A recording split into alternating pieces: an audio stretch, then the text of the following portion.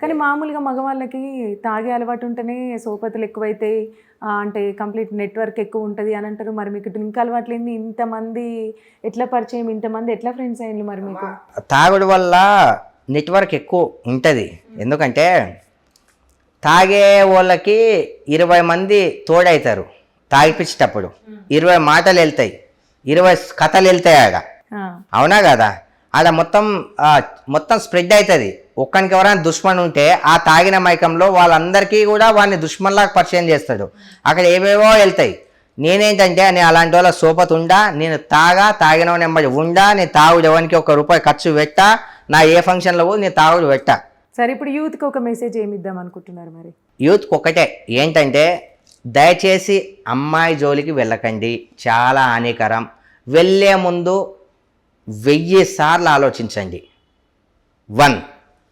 2, friendship చేయండి, కానీ అతి నమ్మకంగా ఎవరిని ఫ్రెండ్షిప్ చేయకండి. జెన్యూన్గా ఎవ్వరూ లేరు. నీ పైసాను చూసి వచ్చేటోడే తప్ప, నీ బంగారాన్ని చూసి వచ్చేటోడే తప్ప ఎవరో ఒక్కరు నీ మనసు చూసి వచ్చేటోళ్ళు. అలాంటి వాళ్ళు దొరికితే మాత్రం వాళ్ళతో చాలా హ్యాపీగా ఉండండి. ఎవరితో ఒకటి నీ మనసు చూసి వచ్చేది అలాంటి అమ్మాయి కనిపిస్తే ఆ అమ్మాయితో రిలేషన్షిప్లో ఉండండి, పెళ్లి చేసుకోండి.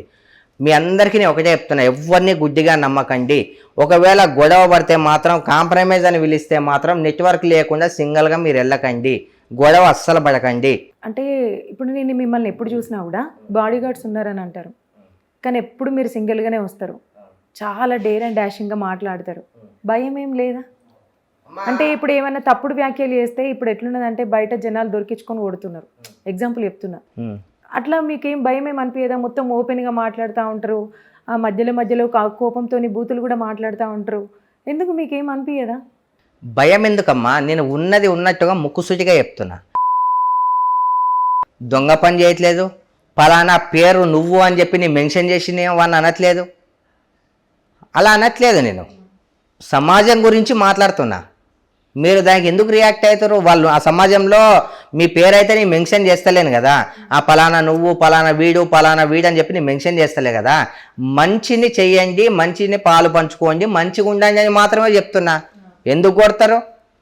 ఇప్పుడు నేను సింగిల్గా తిరుగుతున్నా. ఇప్పుడు బాడీ గార్డ్స్ అని మీరు అన్నారు కదా, ఎప్పుడు మీకు ఇంత ముందు కూడా మీరు చేశారనుకుంటా నాకు ఇంటర్వ్యూ.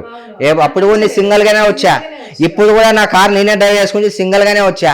ఇగో ఎవరైతే మంచిగా ఉంటారో వానికి ఎక్కువ ఫ్రెండ్స్ ఉండరు. నేను ఏమంటున్నా అంటే, ఇప్పుడు బయట ఇప్పుడు ఫర్ ఎగ్జాంపుల్ నేనే ఉన్నా, బయట పోతుంటే చైన్లు లాగే పరిస్థితి, మీరేమో అంతంత కిలోల బంగారం వేసుకొని తిరుగుతున్నారు. కామెంట్స్ కూడా ఎట్లా వస్తున్నాయి అంటే, ఒకసారి అమ్ముకుంటే సూర్యబాయిని అమ్ముకుంటే మనకు దగ్గర ₹1,00,00,000 వస్తాయి కావచ్చు అని అంటారు. ఏమంటారు మరి మీరు? అమ్మా, నేను సింగిల్గా వస్తున్నాను అంటే, బంగారం వేసుకుంటున్నాను అంటే, ముక్కు సూటిగా ఉన్నది ఉన్నట్లు నేను మాట్లాడుతున్నాను అంటే నాకు నెట్వర్క్తో పనిలే తల్లి. నా తల్లి తండ్రి ఇచ్చిన ఈ ప్రాణం, వాళ్ళు ఇచ్చిన ధైర్యం, వాళ్ళ ఆశీస్సులు, నేను నమ్మే నా దేవుడు ఎప్పుడూ నా దగ్గరే ఉంటాడు. వాళ్ళందరూ నాకు ఒక్కటే నేర్పించారు, ధైర్యం. నాకు ధైర్యం చాలా ఎక్కువ. ప్రాణాలకి నేను అస్సలు భయపడను. నా జోలికి వస్తే ప్రాణాలు తీయడానికి కూడా నేను వెనకాను. అంతే, అలాంటి వ్యక్తిత్వం గలవాడిని నేను ఎవరి దగ్గరికి నేను వెళ్ళను, ఎవరిని నేను నీ పేరు పెట్టి నేను అనను. నేను నిజాయితీగా ఉన్నది ఉన్నట్టు నేను మాట్లాడతా. అది మీకు తప్పు అనిపించి మీరు నా మీద నెగిటివ్గా మీరు ఏదైనా పెట్టుకుంటే అది మీ ప్రాబ్లం.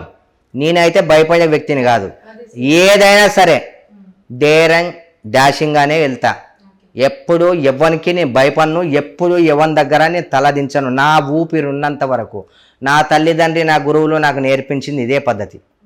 నేను ఇలానే బతుకుతాను, నేను ఇలానే ఉంటా. లేదు మీరు పెట్టుకొని నా పర్సనల్గా కక్షలు పెట్టుకొని మీరు ఏదైనా చేయాలనుకుంటే మాత్రం ఇక నేను చేసేది నేను చేస్తా.